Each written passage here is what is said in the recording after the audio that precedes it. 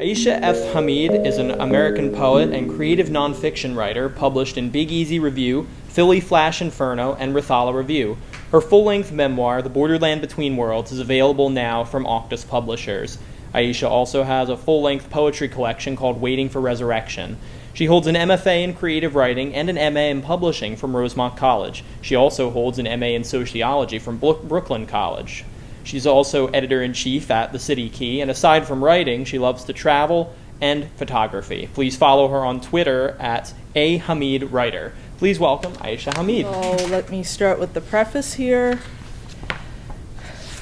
This is my story, but I hope that it will speak for others who have dealt with the pressures of not being able to fit into a world that oftentimes demands total conformity. This book is for those who understand the immigrant experience firsthand, or who have had to simultaneously meet the demands of different worlds which can have diametrically opposed values, and worlds which are willing to punish when demands aren't met.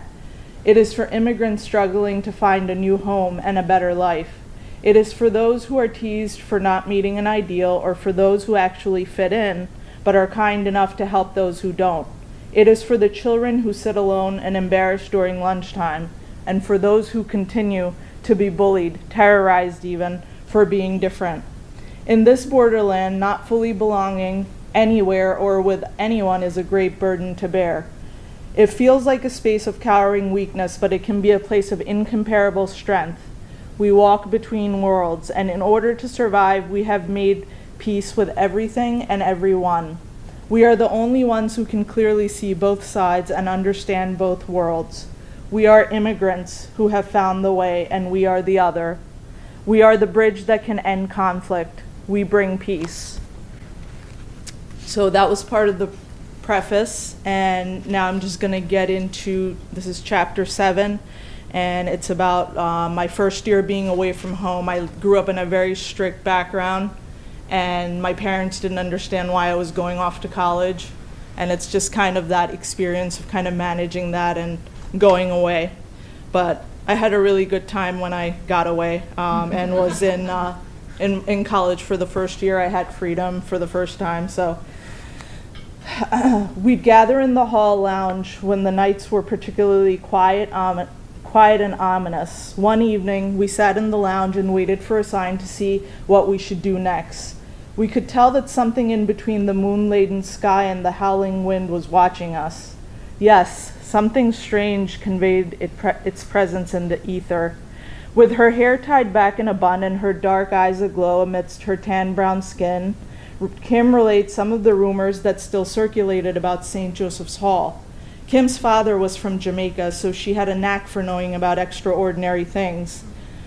Kim grew up listening to Jamaican legends of the supernatural and was able to make connections about the believability of surrounding stories that we could not.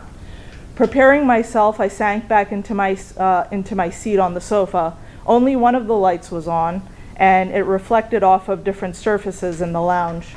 The room was filled with the type of furniture you'd find in a country cottage, like sofas with checkered patterns and large red, green, and brown stripes. It was also the type of furniture you'd see people sitting on in a horror movie right before the killer showed up. I jumped as the old metal radiators tapped wildly behind us. With the 5 of us present, we felt safe enough to hear what was about to be said. We all moved to the floor to listen more intently to what Kim had said. She spoke in a whisper. There have been deaths here, suicides that we haven't heard about. Why wouldn't they tell us something like that? Why wouldn't someone tell us? I asked, urging her to continue. Think about it. Why would they tell us something like that? If they were going to tell us that, they might as well tell us the campus is haunted and dangerous. It is true that a woman lived here a long time ago. She went about her life doing her duties, and one day, a day like any other, she just threw herself off the rotunda. Some say it could have been a demonic possession of a pure soul.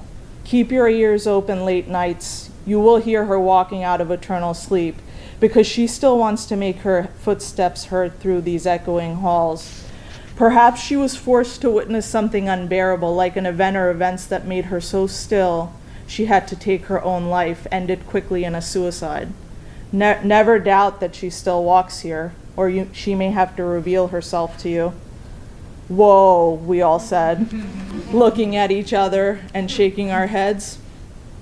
That night, Kim's story freaked us all out, but the feeling passed the next day. Supernatural dangers were one thing, but what about the other dangers that I had to worry about, like the ones my mother warned me about, kidnapping and murder? At night, when I worked at Logue Library, sometimes even until 10 o'clock, my mother felt extremely anxious about my safety, sometimes making multiple calls to check in on me. She didn't understand why I worked so late, because a young woman working by herself at night was unheard of where she grew up. So in order to maintain my job, I asked Miss Sister Mary Jo if someone from the staff could walk me to the door of the main building every night after work ended. The main building was only 30 feet from the library, but having someone walk with me made my mother feel better. Every night, one of the library's staff members, either Sister Mary Jo, Mary, and Gail or Carol, would walk me towards St. Joseph's Hall. I thought they might all think the request to accompany me was weird, and I also felt bad that the staff had to stay with me for an extended amount of time, even for a minute, but there wasn't really any judgment on their end. After I returned to my dorm, my mother would call me. "Ayesha, have you locked your room?" she asked. "Yes, it's locked, and there's no one here anyway," I said. "Are you sure that the visitors aren't allowed on campus at night?" she asked. "The only non-students on campus right now are the security guards," I said. "You still have to be careful. There's many cases of where women have been abducted or gone missing, and no one knows where they are," my mom warned. What cases? That's scary," I said. Just read a newspaper. It happens all the time. That's why you have to be safe by paying attention to your surroundings," my mother said. "Okay, I promise I will. I'll talk to you tomorrow." "Khuda Hafiz, Khuda Hafiz," my mother said. After hanging up with me, my mother let my father know that I was safe. They were both terrified of losing me in a land where they'd already lost so much. After talking to my mother that night, my eyes darted back and forth in the dark as I wondered how women could just disappear without any clues as to what happened to them. The fact that people sometimes just disappeared horrified me, and for myself and others, so I found myself giving my college friends the same lessons in caution that my parents gave to me. I irritated friends when I gave them safety suggestions or a word of warning over upcoming life choices. I thought these snippets of information invaluable, but others didn't agree. My next door neighbor freshman year had to put up with my advice all the time. "Hey, I'm going out on a date tonight, so I won't be able to eat dinner with you," Nalani said. "That's fine, just be careful. You know, there's a lot of criminals out there." How much do you really know about your date? "You can't even tell these days if someone's a serial killer," I said. "He's not a serial killer, and I'm a grown-up, Ayesha," Nalani said. "Okay, I'm just telling you because I want you to be safe," I said.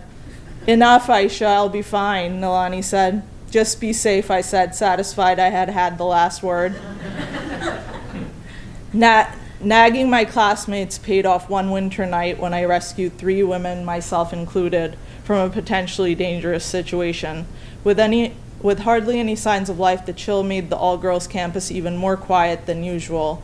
Glowing brass chandeliers illuminated dark hallways and offered welcome pockets of light among the surrounding shadows.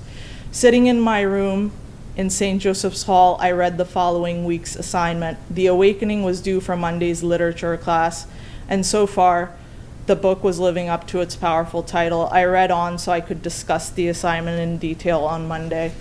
So that's it.